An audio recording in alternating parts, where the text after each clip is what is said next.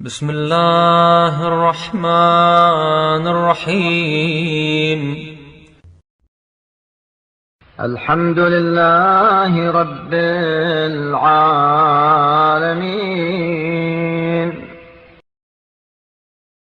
اللهم لك الحمد بديع السماوات والأرض، ذا الجلال والإكرام، رب الأرباب، وإله كل مألوه، وخالق كل مخلوق، ووارث كل شيء، ليس كمثله شيء، ولا يعزب عنه علم شيء، وهو بكل شيء محيط، وهو على كل شيء رقيب. أنت الله لا إله إلا أنت، الأحد المتوحد، الفرد المتفرد.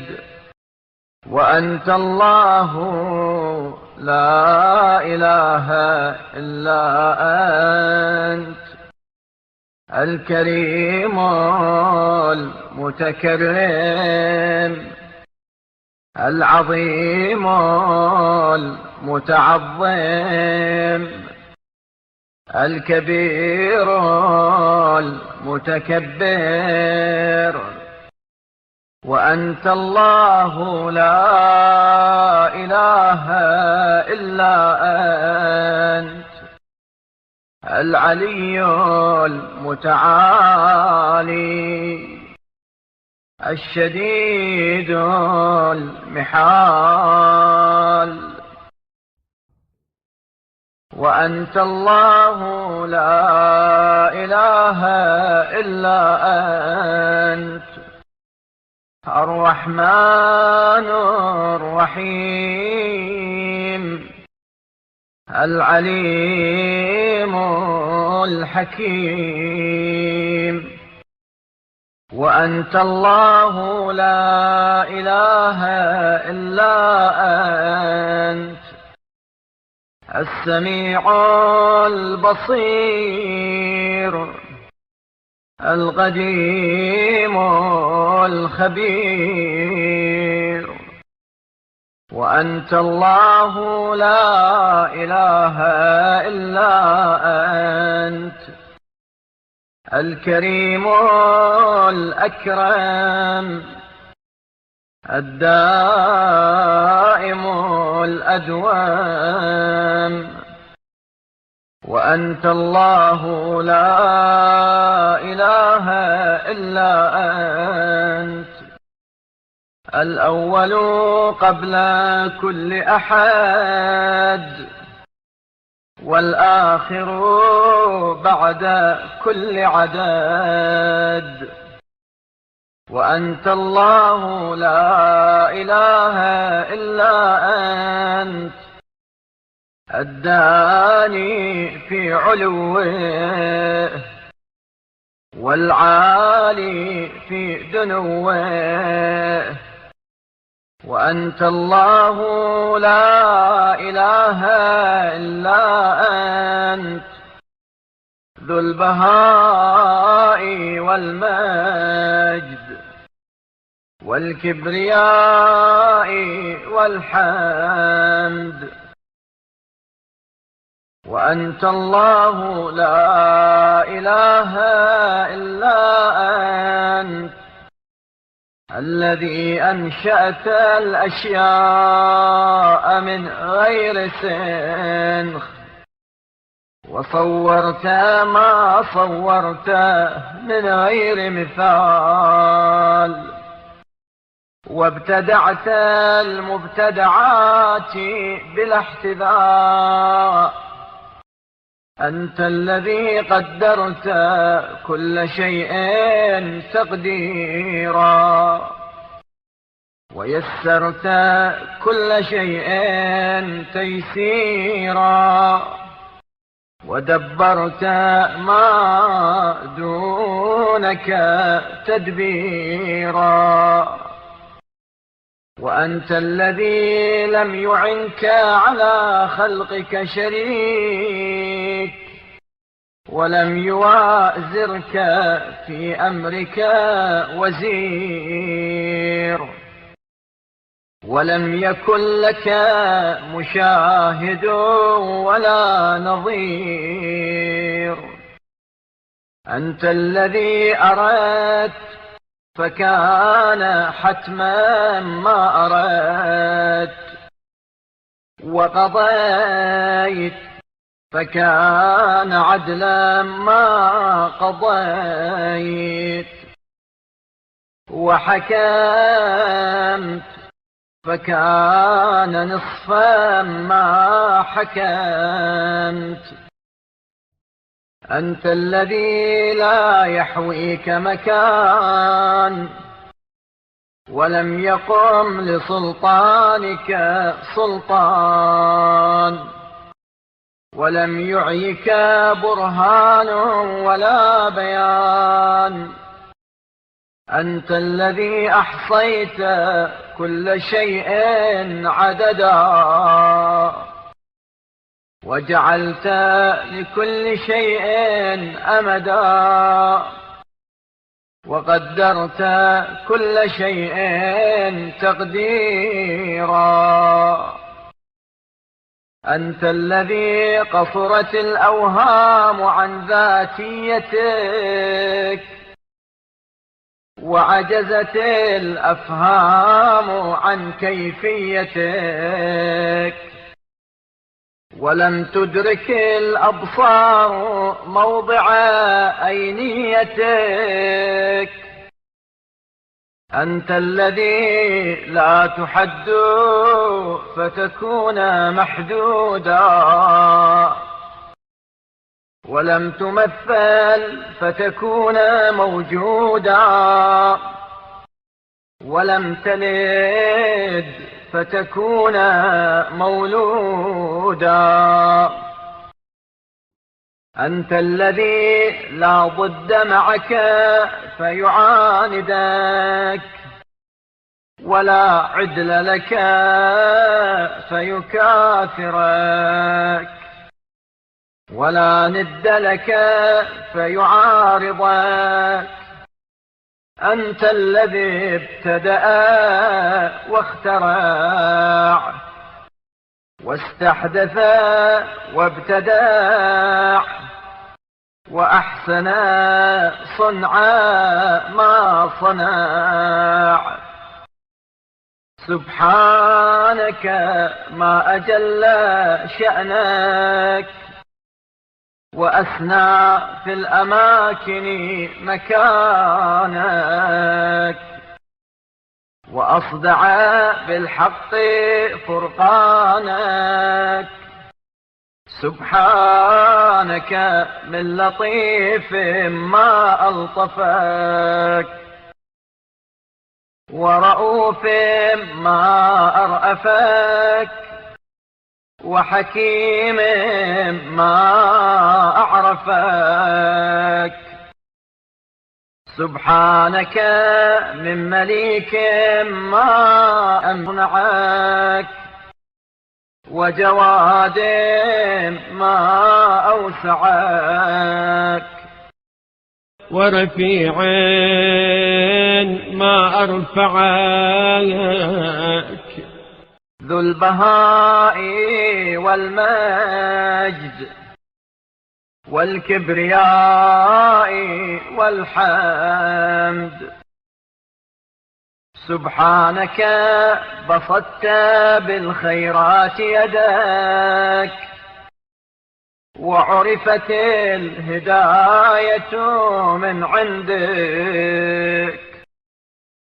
فمن التمسك لدين أو دنيا وجدك.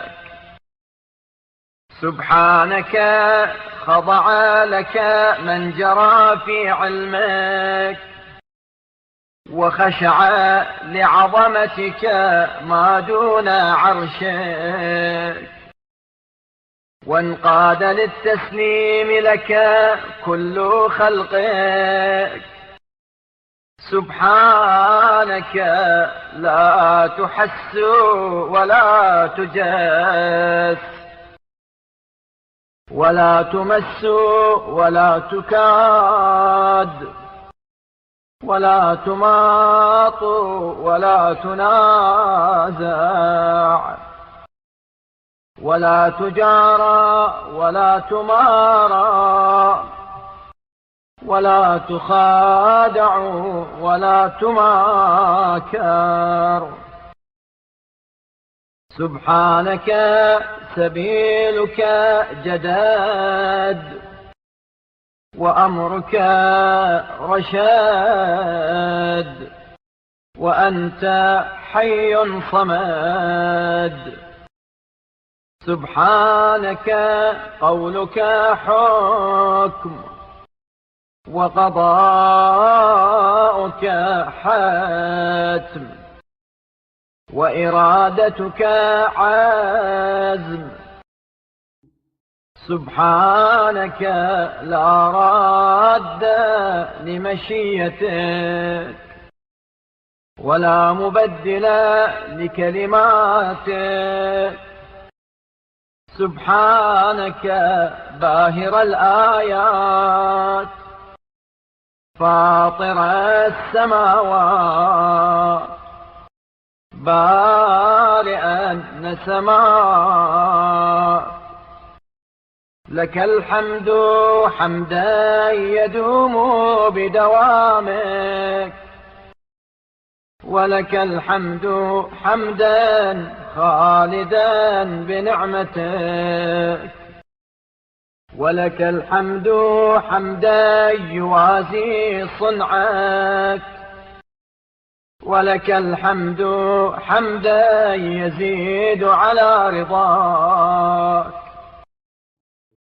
ولك الحمد حمدا مع حمد كل حامد، وشكرا يقصر عنه شكر كل شاكر.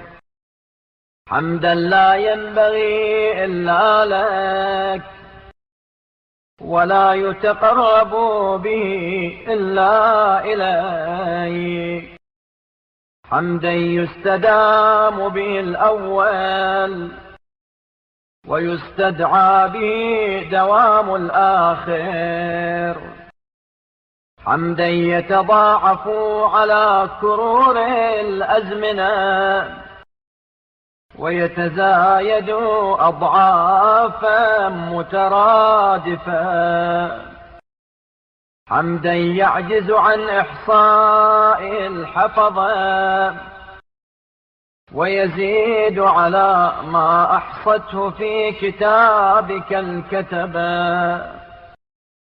حمدا يوازن عرشك المجيد، ويعادل كرسيك الرفيع. حمدا يكمل لديك ثوابه، ويستغرق كل جزاء جزاؤه. حمدا ظاهره وفق لباطنه، وباطنه وفق لصدق النية. حمدا لم يحمدك خلق مثله، ولا يعرف أحد سواك فضلا. حمدا يعان من اجتهد في تعديده، ويؤيد من أغرغ نزعا في توفيته. حمدا يجمع ما خلقت من الحمد، وينتظم ما أنت خالقه من بعد. حمدا لا حمدا أقرب إلى قولك من، ولا أحمد ممن يحمدك به. حمدا يوجب بكرمك المزيد بوفوره، وتصله بمزيد بعد مزيد طولا منك. حمدا يجب لكرم وجهك، ويقابل عز جلالك. رب صل على محمد وآل محمد المنتجب المصطفى المكرم المقرب. أفضل صلواتك وبارك عليه أتم بركاتك، وترحم عليه أمتع رحماتك. رب صل على محمد وآله صلاة زاكية لا تكون صلاة أزكى منها، وصل عليه صلاة نامية لا تكون صلاة أنمى منها، وصل عليه صلاة راضية لا تكون صلاة فوقها. رب صل على محمد وآله صلاة ترضيه وتزيد على رضاه، وصل عليه صلاة ترضيك وتزيد على رضاك له، وصل عليه صلاة لا ترضى له إلا بها، ولا ترى غيره لها أهلا. رب صل على محمد وآله صلاة تجاوز رضوانك، ويتصل اتصالها ببقائك، ولا ينفد كما لا تنفد كلماتك. رب صل على محمد وآله صلاة تنتظم صلوات ملائكته وأنبيائك ورسلك وأهل طاعتك، وتشتمل على صلوات عبادك من جنك وإنسك وأهل إجابتك، وتجتمع على صلاة كل من ذرأت وبرأت من أصناف خلقك. رب صل عليه وآله صلاة تحيط بكل صلاة سالفة ومستأنفة، وصل عليه وعلى آله صلاة مرضية لك ولمن دونك، وتنشئ مع ذلك صلوات تضاعف معها تلك الصلوات عندها، وتزيدها على كرور الأيام زيادة في تضاعيف لا يعدها غيره. رب صل على أطائب أهل بيته الذين اخترتهم لأمرك وجعلتهم خزنة علمك وحفظة دينك وخلفاءك في أرضك وحججك على عبادك وطهرتهم من الرجس والدنس تطهيرا بإرادتك وجعلتهم الوسيلة إليك والمسلك إلى جنتك. رب صل على محمد وآله صلاة تجزل لهم بها من نحلك وكرامتك وتكمل لهم الأشياء من عطاياك ونوافلك وتوفر عليهم الحظ من عوائدك وفوائدك. رب صل عليه وعليهم صلاة لا أمد في أولها ولا غاية لأمدها ولا نهاية لآخرها.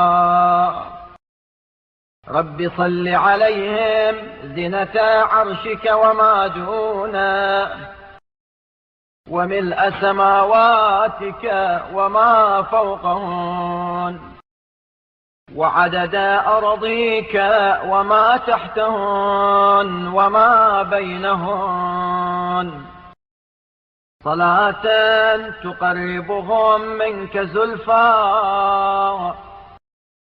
وتكون لك ولهم رضا ومتصلة بنظائرهن أبدا.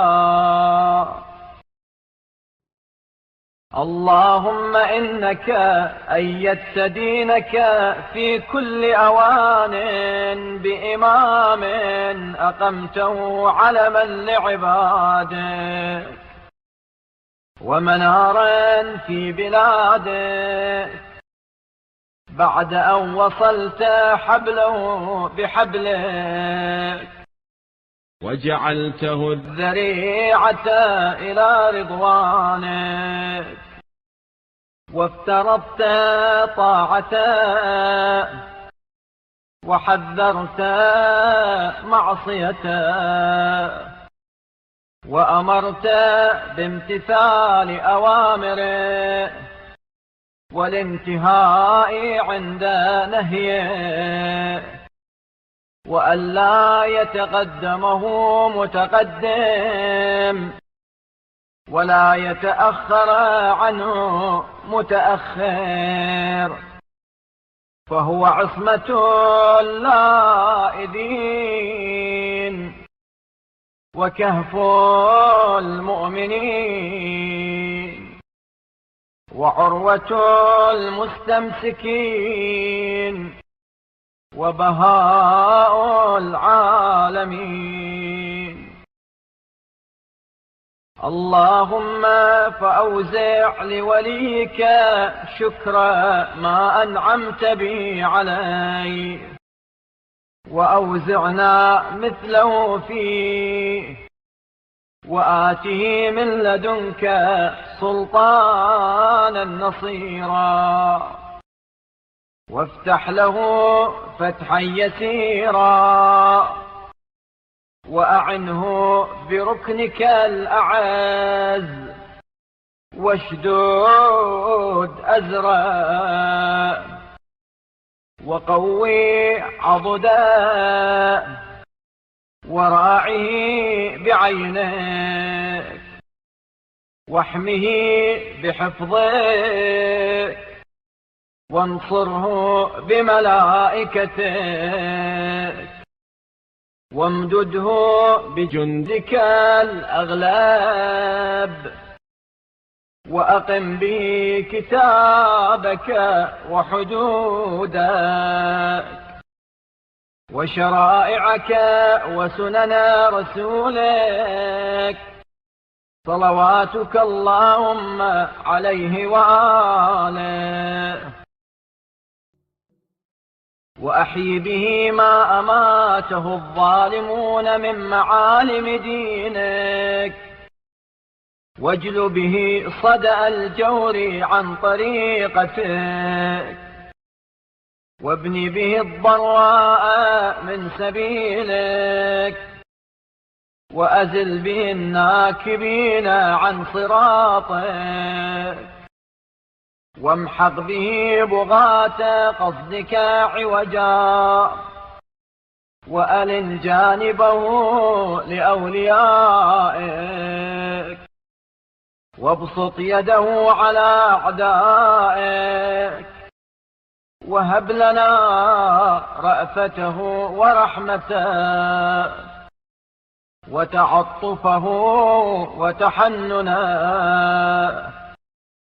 واجعلنا له سامعين مطيعين، وفي رضاه ساعين، وإلى نصرته والمدافعة عنه مكنفين، وإليك وإلى رسولك صلواتك اللهم عليه وآله بذلك متقربين. اللهم وصل على أوليائهم المعترفين بمقامهم، المتبعين منهجهم، المقتفين آثارهم، المستمسكين بعروتهم، المتمسكين بولايتهم، المؤتمين بإمامتهم، المسلمين لأمرهم، المجتهدين في طاعتهم، المنتظرين أيامهم، المادين إليهم أعينهم، الصلوات المباركات الزاكيات الناميات الغاديات الرائحات، وسلم عليهم وعلى أرواحهم، واجمع على التقوى أمرهم، وأصلح لهم شؤونهم، وتب عليهم إنك أنت التواب الرحيم وخير الغافرين. واجعلنا معهم في دار السلام برحمتك يا أرحم الراحمين. اللهم وهذا يوم عرفة، يوم شرفته وكرمته وعظمته، نشرت فيه رحمتك، ومننت فيه بعفوك، وأجزلت فيه عطيتك، وتفضلت به على عبادك. اللهم وأنا عبدك الذي أنعمت عليه قبل خلقك له وبعد خلقك إياه، فجعلته ممن هديته لدينك، ووفقته لحقك، وعصمته بحبلك، وأدخلته في حزبك، وأرشدته لموالاة أوليائك ومعاداة أعدائك، ثم أمرته فلم يأتمر، وزجرته فلم ينزجر، ونهيته عن معصيته فخالف أمرك إلى نهيك، لا معاندة لك ولا استكبارا عليك، بل دعاه هواه إلى ما زيلته وإلى ما حذرته، وأعانه على ذلك عدوك وعدوه، فأقدم عليه عارفا بوعيدك راجيا لعفوك واثقا بتجاوزك، وكان أحق عبادك مع ما مننت عليه ألا يفعل. وها أنا ذا بين يديك صاغرا ذليلا خاضعا خاشعا خائفا معترفا بعظيم من الذنوب تحملت، وجليل من الخطايا اجترمت، مستجيرا بصفحك لائذا برحمتك، موقنا أنه لا يجيرني منك مجير، ولا يمنعني منك مانع، فعد علي بما تعود به على من اغترف من تغمدك، وجد علي بما تجود به على من ألقى بيدي إليك من عفوك، وامنن علي بما لا يتعاظمك أن تمن بي على من أملك من غفرانك، واجعل لي في هذا اليوم نصيبا أنال به حظا من رضوانك، ولا تردني صفرا مما ينقلب به المتعبدون لك من عبادك، وإني وإن لم أقدم ما قدموه من الصالحات فقد قدمت توحيدك ونفي الأضداد والأنداد والأشباه عنك، وأتيتك من الأبواب التي أمرت أن تؤتى منها، وتقربت إليك بما لا يقرب أحد منك إلا بالتقرب به، ثم أتبعت ذلك بالإنابة إليك والتذلل والاستكانة لك وحسن الظن بك والثقة بما عندك، وشفعته برجائك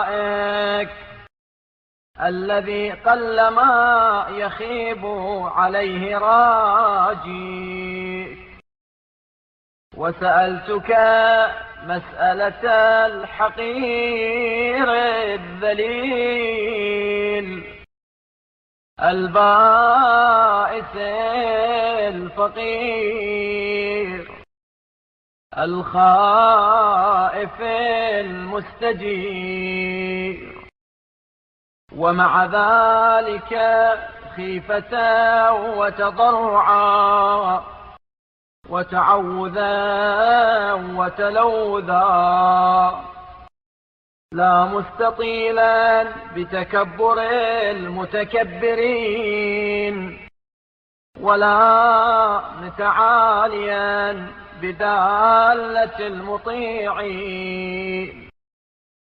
ولا مستطيلا بشفاعة الشافعين، وأنا بعد أقل الأقلين وأذل الأذلين، ومثل الذروة أو دونها. فيا من لم يعاجل المسيئين ولا ينده المترفين، ويا من يمن بإقالة العاثرين ويتفضل بإنظار الخاطئين.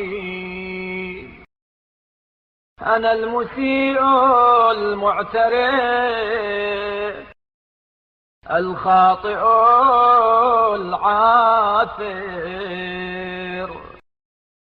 أنا الذي أقدم عليك مجترئا، أنا الذي عصاك متعمدا، أنا الذي استخفى من عبادك وبارزك، أنا الذي هاب عبادك وأمناك، أنا الذي لم يرهب سطوتك ولم يخاف بأسك، أنا الجاني على نفسه، أنا المرتهن ببنيته، أنا القليل الحياة، أنا الطويل العناء، بحق من انتجبت من خلقك، وبمن اصطفيته لنفسك، بحق من اخترت من بريتك، ومن اجتبيت لشأنك، بحق من وصلت طاعته بطاعتك، ومن جعلت معصيته كمعصيتك، بحق من قرنت موالاته بموالاتك، ومن نطت معاداته بمعاداتك. تغمدني في يومي هذا بما تتغمد به من جأر إليك متنصلا، وعاذ باستغفارك تائبا، وتولني بما تتولى به أهل طاعتك، والزلفى لدي والمكانة منك، وتوحدني بما تتوحد به من وفى بعهده، وأتعب نفسه في ذاته وأجهدها في مرضاته. ولا تؤاخذني بتفريطي في جنبه وتعدي طوري في حدوده ومجاوزة أحكامه. ولا تستدرجني بإملائك لي استدراج من منعني خير ما عنده ولم يشرك في حلول نعمته بي، ونبهني من رغدة الغافلين وسنة المسرفين ونعسة المخذولين. وخذ بقلبي إلى ما استعملت به القانتين واستعبدت به المتعبدين واستنغبت به المتهاونين. وأعذني مما يباعدني عنك ويحول بيني وبين حظي منك ويصدني عما أحاول لديك. وسهل لي مسلك الخيرات إليك والمسابقة إليها من حيث أمرت والمشاحة فيها على ما أردت. ولا تمحقني في من تمحق به المستخفين بما وعدت، ولا تهلكني مع من تهلك من المتعرضين لمقتك، ولا تتبرني في من تتبر من المنحرفين عن سبلك. ونجني من غمرات الفتنة وخلصني من لهوات البلوى وأجرني من أخذ الإملاء وحل بيني وبين عدو يضلني وهوى يوبقني ومنغصة ترهقني. ولا تعرض عني إعراض من لا ترضى عنه بعد غضبه، ولا تؤيسني من الأمل فيه فيغلب علي القنوط من رحمته. ولا تمنحني بما لا طاقة لي به فتبهضني مما تحملني من فضل محبته. ولا ترسلني من يدك إرسال من لا خير فيه ولا حاجة بك إلي ولا إنابة له. ولا ترم بي رمي من سقط من عيني رعايتك ومن اشتمل عليه الخزي من عندك، بل خذ بيدي من سقطة المتردي ووهلة المتعسف وزلة المغرور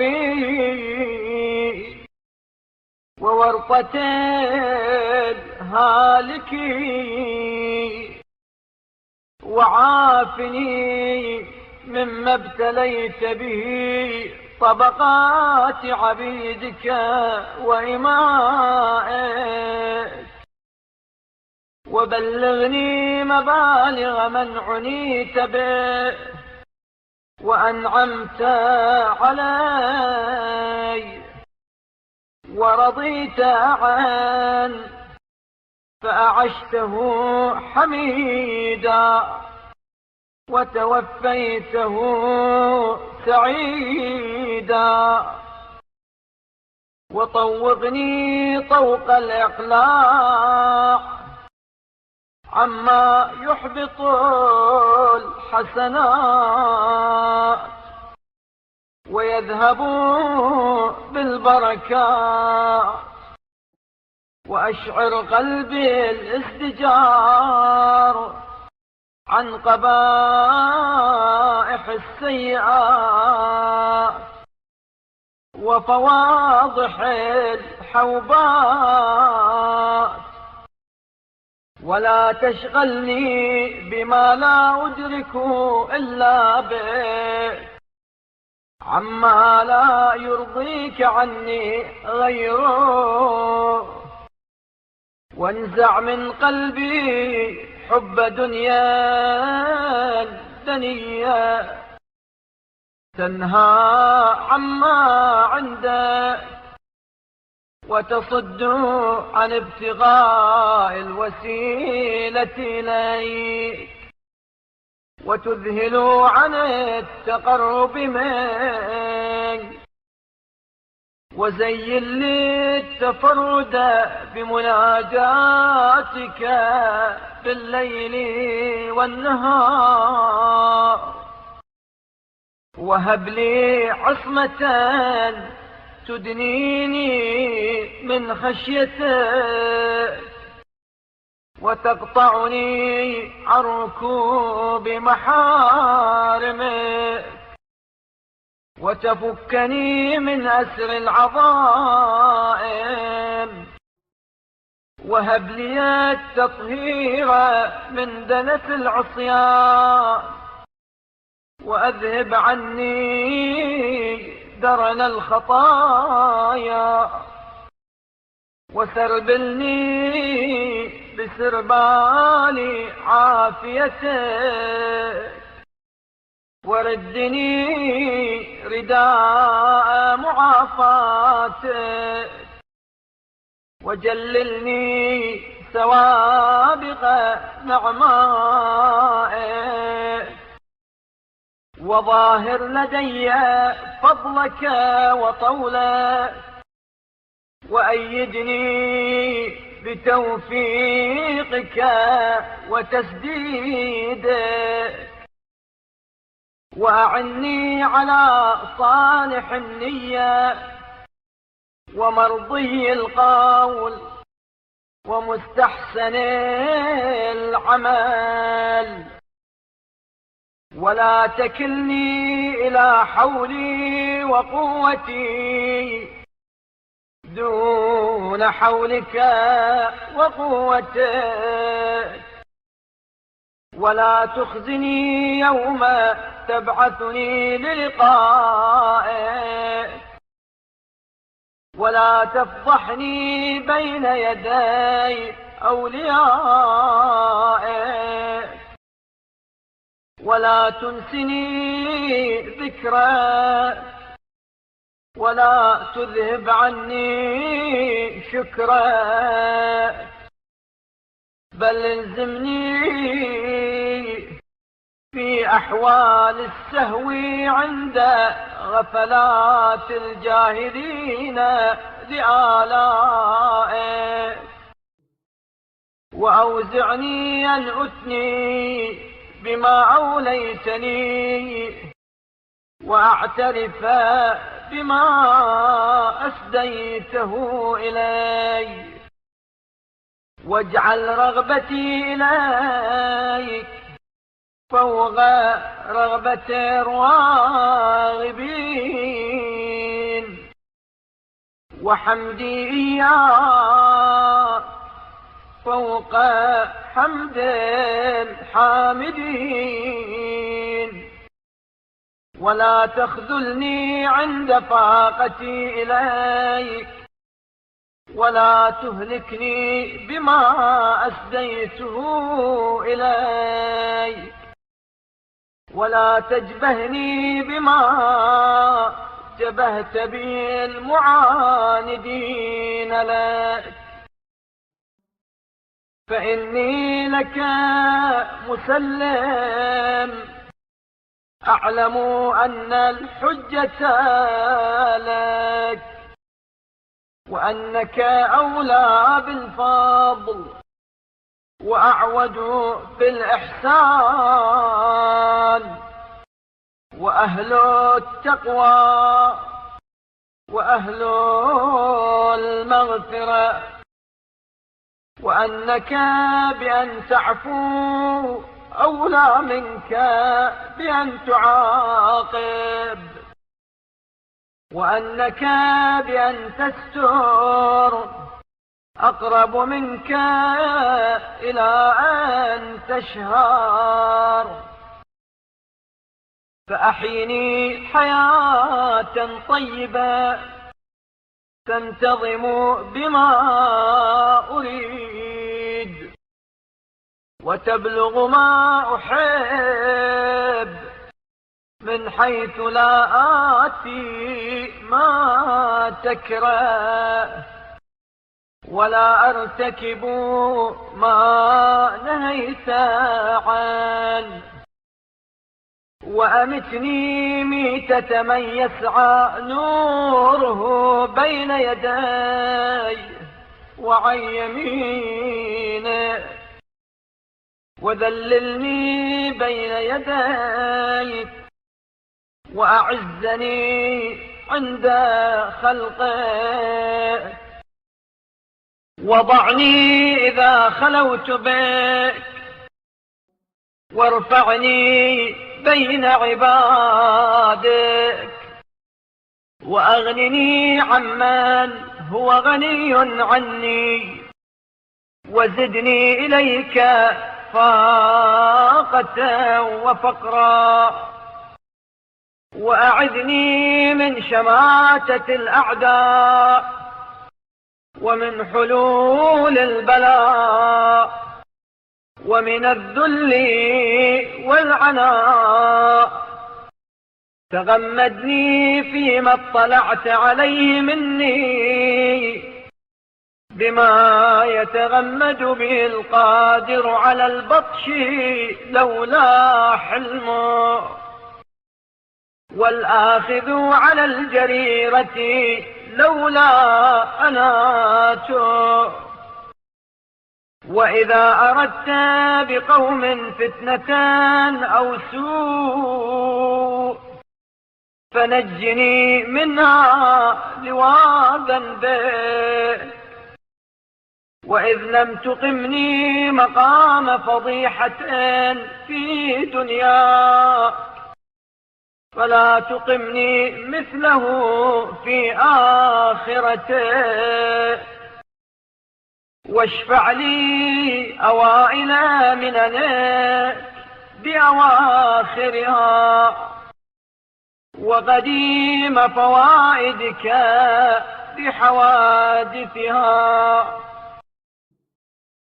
ولا تمدد لي مدا يقسو معه قلبي، ولا تقرعني قارعة يذهب لها بهائي، ولا تسمني خسيسة يصغر لها قدري، ولا نقيصة يجهل من أجلها مكاني، ولا ترعني روعة أبلس بها، ولا خيفة أوجس دونها. اجعل هيبتي في وعيدك، وحذري من اعذارك وانذارك، ورهبتي عند تلاوة آياتك، واعمر ليلي بإيقاظي فيه لعبادتك، وتفردي بالتهجد لك، وتجردي بسكوني إليك، وإنزال حوائجي بك، ومنازلتي إياك في فكاك رقبتي من نارك، وإجارتي مما فيه أهلها من عذابك. ولا تذرني في طغيان عامها، ولا في غمرتي ساهيا حتى حين، ولا تجعلني عظة لمن اتعظ، ولا نكالا لمن اعتبر، ولا فتنة لمن نظر، ولا تمكر بي في من تمكر به، ولا تستبدل بي غيري، ولا تغير لي اسما، ولا تبدل لي جسما، ولا تتخذني هزوا لخلقك، ولا سخريا لك، ولا تبعا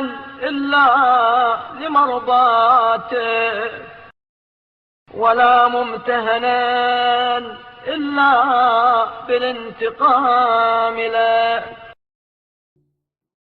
وأوجدني برد عفوك وحلاوة رحمتك، وروحك وريحانك، وجنة نعيمك، وأذقني طعم الفراغ لما تحب بسعة من سعتك، والاجتهاد فيما يزلف لديك وعندك، وأتحفني بتحفة من تحفاتك، واجعل تجارتي رابحة،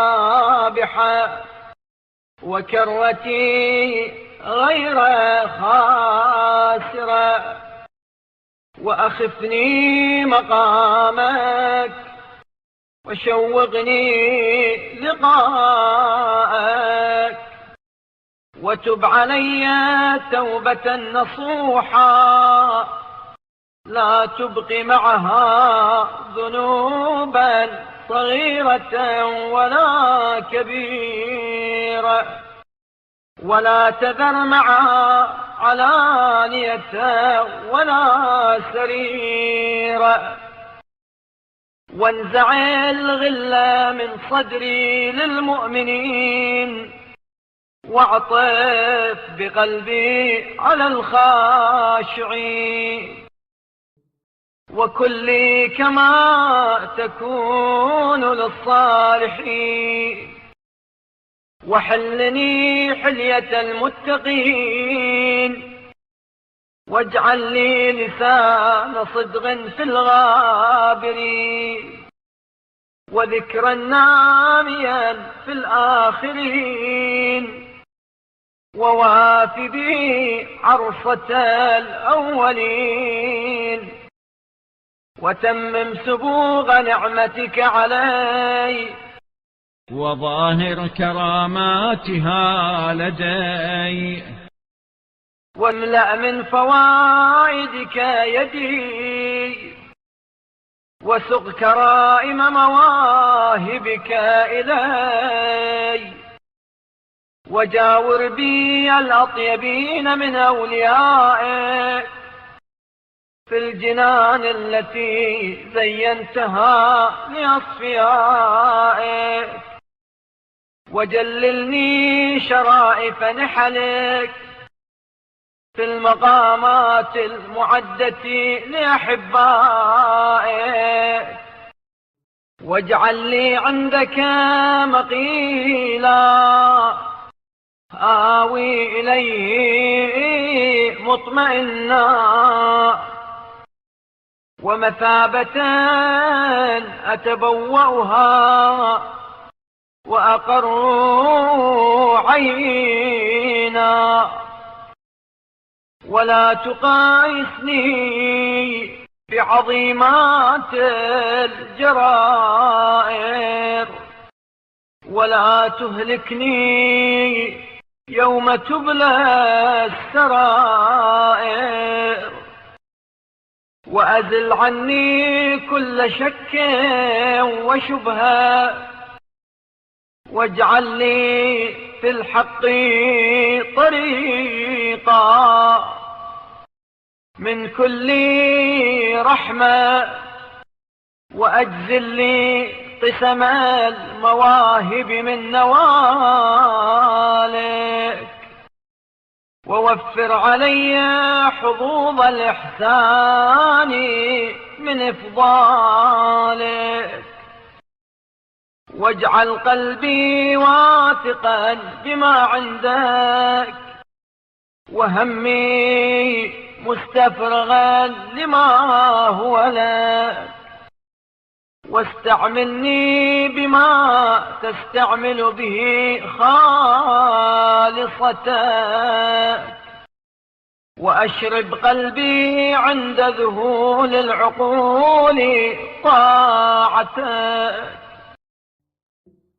واجمع لي الغنى والعفاف والدعة والمعافاة والصحة والسعادة والطمأنينة والعافية، ولا تحبط حسناتي بما يشوبها من معصيتك، ولا خلواتي بما يعرض لي من نزغات فتنتك، وصن وجهي عن الطلب إلى أحد من العالمين، وذبني عن التماس ما عند الفاسقين، ولا تجعلني للظالمين ظهيرا، ولا لهم على محو كتابك يدا ونصيرا، وحطني من حيث لا أعلم حياطة تقيني بها، وافتح لي أبواب توبتك ورحمتك ورأفتك ورزقك الواسع، إني إليك من الراغبين، وأتمم لي نعامك، إنك خير المنعمين، واجعل باقي عمري